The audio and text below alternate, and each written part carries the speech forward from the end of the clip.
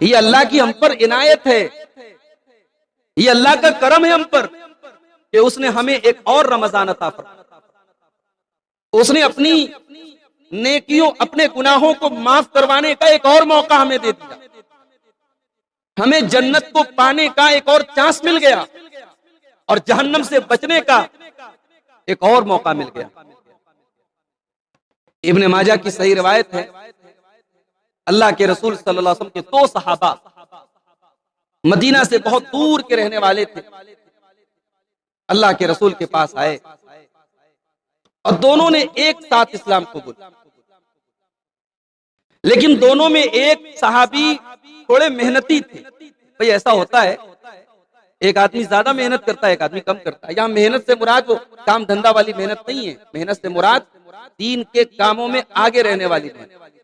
बहुत सारे नौजवान हैं, कोई दीन का काम आ जाए आगे आगे रहते हैं और कुछ बेचारे एकदम पीछे बैठे रहते हैं।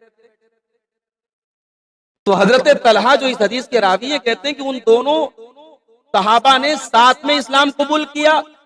एक गांव से थे, एक इलाके से थे, लेकिन एक मेहनती था, एक थोड़े कम मेहनती।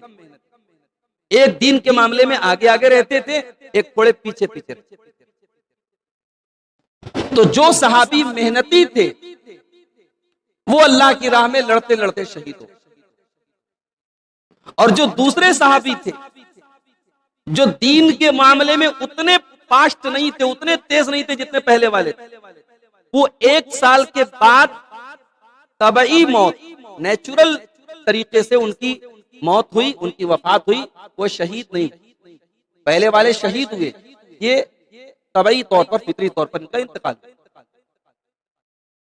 अब हजरत तलहा कहते हैं कि मैंने ख्वाब देखा, मैंने ख्वाब देखा कि मैं जन्नत के दरवाजे के पास हूं और जन्नत के दरवाजे से एक आदमी निकला और उसने कहा कि पहले वो आदमी जन्नत में जाएगा जिसका इंतकाल 1 साल बाद हुआ था और नेचुरल तरीके से हुआ था, उसको पहले जन्नत में एंट्री मिलेगी। उसके बाद फिर जो 1 साल पहले शहीद हुआ था और जो दीन के मामले में आगे आगे रहता था, उसका नंबर आया।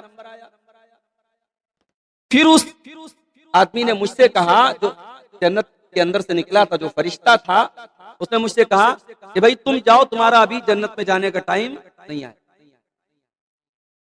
हजरत तलहा कहते हैं जब सुबह हुई तो मैंने अपना ये ख्वाब सहाबा को बताया, तो सहाबा को बड़ा ताज्जुब हुआ कि एक आदमी दीन के काम में आगे आगे रहता था, अल्लाह की राह में शहीद हुआ था, वो बाद में जन्नत में जा रहा है, और एक आदमी शहीद भी नहीं हुआ था, दीन के काम में उतना तेज भी नहीं था, वो पहले जन्नत में जा रहा है। तो बड़ी अजीब बात है ये। तो सहाबा के दरमियान ये बात आपस में गुफ्तगू का मौजू बन गई कि ये बड़ा अजीब और गरीब ख्वाब देखा हजरत तलहा रज़ी अल्लाह ताला। ये बात पहुंचते पहुंचते अल्लाह के प्यारे नबी जनाब मोहम्मद रसूलुल्लाह सल्लल्लाहु अलैहि वसल्लम तक। तो अल्लाह के रसूल ने सहाबा से कहा कि भाई ये बताओ तुम्हें किस बात पे ताज्जुब हो रहा है, तुम्हें हैरानी किस बात पे है? सहाबा ने कहा कि अल्लाह के रसूल हमें हैरानी इस बात पे कि बाद वाला पहले जन्नत में जा रहा है और अल्लाह की राह में शहीद होने वाला बाद में जन्नत में जा रहा है, उसका दर्जा तो और बड़ा होना चाहिए।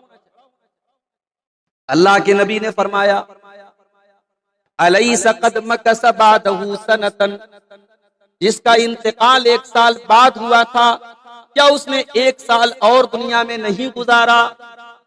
हाँ अल्लाह के नबी, 1 साल उसने और गुजारा। वह अदरक रमजान, क्या उसे जिंदगी में 1 साल का रमजान और नहीं मिला? हाँ अल्लाह के रसूल, उसे 1 रमजान और मिला। वसामा वसल्ला कज़ा व कज़ा मिन सजदतिन फिस सनती, और 1 साल में उसने इतनी सारी नमाजें पढ़ी, इतने रोजे रखे, और 1 रमजान उसको एक्स्ट्रा मिला। ऐसा हुआ कि नहीं हुआ? साहबा ने कहा कि हाँ अल्लाह के रसूल ऐसा हुआ तो जरूर। आपने फरमाया फकाना मा बैनहुमा अबादु मिम्मा बैनस समाई वल अर्ज़, चूंकि उसको 1 साल का टाइम और मिल गया, 1 रमजान और मिल गया, इसलिए उन दोनों के दर्जे में और उन दोनों के मकाम में अल्लाह ताला क्या बहुत फासला हो गया। जितना फासला जमीन और आसमान के दरमियान है, उतना उससे भी ज्यादा फासला दोनों के दर्जों के दरमियान है।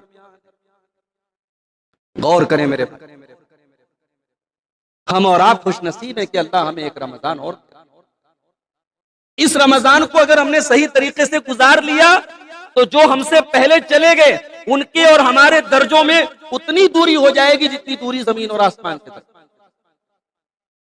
तो ये सबसे पहली बात अपने दिमाग में आप बिठा लें और अल्लाह का इस पर शुक्र अदा करें कि अल्लाह ताला हमें एक रमजान और दे रहा है, और दुआ करें कि अल्लाह ताला सेहत के साथ, सलामती के साथ, आफियत के साथ, नेकियों के साथ ये महीना हम सबको गुजारने की तौफीक अता फरमाए। आमीन। रमजान के महीने में नेकियों का जो माहौल हम देखते हैं, नमाजियों की तादाद में इजाफा, कुरान की तिलावत में इजाफा, रात में तरावी पढ़ी जा रही है, रमजान के आखिरी अशरे में इत्तिकाफ किया जा रहा है, शब कद्र में रात के जाग के इबादत की जा रही है। ये माहौल ऐसे ही नहीं बनता है मेरे भाई, ये माहौल अल्लाह ताला ने बनाया है। अल्लाह के नबी सल्लल्लाहु अलैहि वसल्लम फरमाते हैं कि जब रमजान की पहली रात आती है, सुफ़िदतिश शयातीन, सारे शयातीन कैद कर दिए जाते हैं, वग़ुल्लिक़त अब्वाबुन नार, जहन्नम के सारे दरवाजे बंद कर दिए जाते हैं, एक भी दरवाजा जहन्नम का खुला नहीं रहता।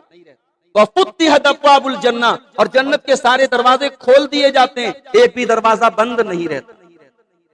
और एक अल्लाह की तरफ से पुकारने वाला पुकारता है, या बाक़ियल खैरि अक़बिल व या बाक़ियश शर्रि अक़सिर, ऐ नेकी की तलाश करने वाले, ऐ अल्लाह को राजी करने की कोशिश करने वाले, ऐ नमाज की पाबंदी करने वाले, ऐ तिलावत की पाबंदी करने वाले, तेरा महीना आ गया, तू आगे बढ़ जा।